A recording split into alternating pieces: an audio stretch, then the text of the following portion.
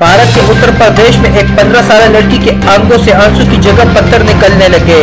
Video देखकर लोग हैरान रह गए। तफसीलात के मुताबिक रियासत उत्तर प्रदेश के एक गांव गाजियाबल की रहायशी 15 साल चांदनी की आंखों से आंसू के बजाय पत्थर बहने लगे।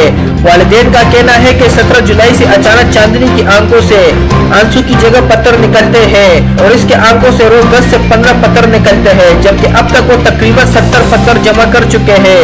इस लड़की के आंखों से पत्थर निकलने की एक वीडियो भी मंजराम पर आ गई है, जिसे देखकर लोग हैरान रह गए।